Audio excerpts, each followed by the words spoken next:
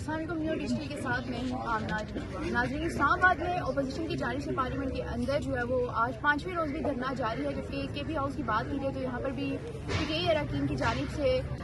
وزیر اعلیٰ سہیل افریدی کی قیادت میں دھرنا آج 5ویں روز بھی جاری ہے۔ اس وقت میرے ساتھ موجود ہیں وزیر اعلیٰ سہیل افریدی، ان سے جانتے ہیں کہ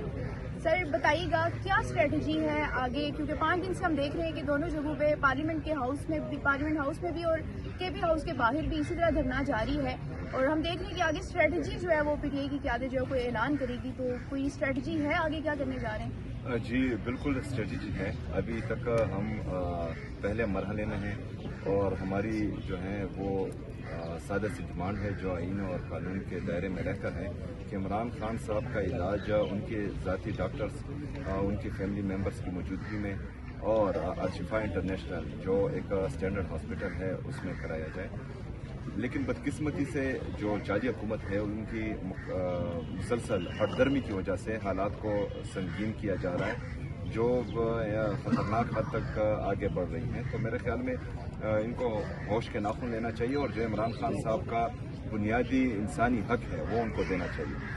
سہیل افریدی صاحب، یہ بتائیے گا کہ اب 5 دن ہو گئے ہیں آپ کا یہ مطالبہ، اس سے پہلے بھی تھا جب سے عمران خان کی ہیلتھ رپورٹ سامنے آئی ہے، تب سے اپوزیشن کی جانب سے اعلان کیا گیا تھا اور آپ لوگ کو یہی محسوس کر کے رکھ دیا گیا ہے، تو کوئی اسٹریٹجی تو بنائی ہوگی اگر حکومت آپ کی بات نہیں مانتی تو آگے کیا کرنا ہے؟ دیکھیں بالکل جی اسٹریٹجی بنائی گئی ہے اور وہ انشاءاللہ تعالیٰ اس مرحلے کے بعد آپ کے سامنے آ جائے گی، کیونکہ سپریم کورٹ نے احکامات جاری کیے تھے کہ 16 فروری تک جو ہے عمران خان صاحب کا علاج کروایا جائے، لیکن علاج اس طرح سے کروایا گیا کہ جس پر نہ قوم کو اعتماد ہے، نہ ان کی فیملی کو اعتماد ہے اور نہ پاکستان تحریک انصاف کو اعتماد ہے، اور اسی وجہ سے جو ہے ابھی ہم یہاں پر بیٹھے ہیں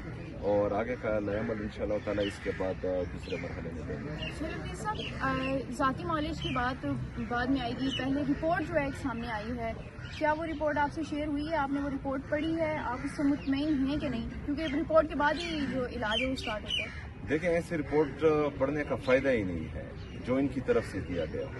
کیونکہ یہ رپورٹس ہم نے پہلے بھی دیکھے تھے، جو جعلی پلیٹلیٹس گرائے گئے تھے تب بھی ہم نے دیکھے تھے، کیمز ہاسپٹل کے پاکستان تحریک انصاف کے خلاف جو رپورٹ شائع ہوئے تھے وہ بھی ہم نے دیکھے تھے۔ تو ان کے لیے یہ رپورٹ بنانا، انہوں نے جعلی فارم 47 بنائے اور ان میں جو ہے ووٹ کم اور زیادہ کیے، تو یہ رپورٹیں بنانا ان کا کام ہے اور یہ ہر طرح کی رپورٹس بنا سکتے ہیں۔ جو ہمارا بیسک مطالبہ ہے میرے خیال میں وہ جائز ہیں اور ان کو ماننا چاہیے، اور یہ جو ہے کوئی عام شخصیت نہیں، پاکستان کے سابقہ وزیر اعظم کی بات ہے، پاکستان کے سب سے بڑے سیاسی جماعت اور اس کے تاحیات چیئرمین کی بات ہے، تو میرے خیال میں جعلی حکومت کو ہوش کے ناخن لینے چاہیے اور حالات کو مزید بگاڑنے سے جو ہے اسی طرح ان کو بچایا جا سکتا ہے۔ سہیل افریدی صاحب، آج اڈیالہ جیل میں ملاقاتوں کا بھی دن ہے، تو کیا وہاں کا بھی انتظار کیا جا رہا ہے کہ کوئی وہاں ہو سکتا ہے کہ ملاقات ہو، کوئی میسج ملے، اس کے بعد کوئی اسٹریٹجی بنائی جائے؟ دیکھیں آج ملاقاتوں کا دن ہے اور عدالتوں کے احکامات کے مطابق آج ان کو ملنے کی اجازت دینی چاہیے،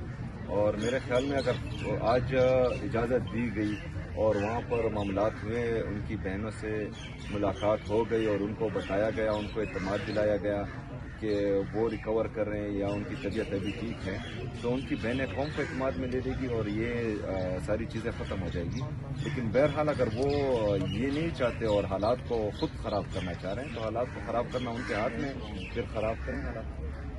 عمران خان کی جو طبیعت بھی خراب ہے، وہ 2 سال سے زائد کا عرصہ ہو گیا ہے جیل کے اندر بند ہیں، پی ٹی آئی نے اپنی سر توڑ کوششیں بھی کی ہیں، اور اسی دوران خبریں سامنے آئی کہ پی ٹی آئی کے اندر اپنے فارورڈ بلاک بنے ہوئے ہیں، سب جو ہے وہ 1.5 انچ کی مسجد بنا کے اس میں امامت کرا رہے ہیں۔ کل سابق وزیر اعلیٰ علی امین گنڈا پور نے جو اسٹیٹمنٹس دی ہیں، انہوں نے ایک تو آپ کے جب سے آپ نے یہ وزیر اعلیٰ شپ جو ہے سنبھالی ہے اس کو تنقید کا نشانہ بنایا کہ اس وقت جو دہشت گردی کے معاملات تھے وہ الگ سے ڈیل ہو رہے تھے۔ دوسرا انہوں نے ایک اور کریڈٹ دیا ہے اپنی پارٹی سے زیادہ محسن نقوی صاحب کو، تو اس پہ کیا کہیں گے ایسی سچویشن میں جب دھرنا بھی ہو رہا ہے، جب پی ٹی آئی مشکل وقت میں ہے، جب خان صاحب کے رہائی کے لیے کوششیں کی جا رہی ہیں، ان کے علاج کے لیے کوششیں کی جا رہی ہیں، اور پارٹی کا ایک سینئر بندہ جو وزیر اعلیٰ بھی رہا ہے، اعلیٰ عہدے پہ رہا ہے، وہ اس طرح کی اسٹیٹمنٹ دے رہا ہے؟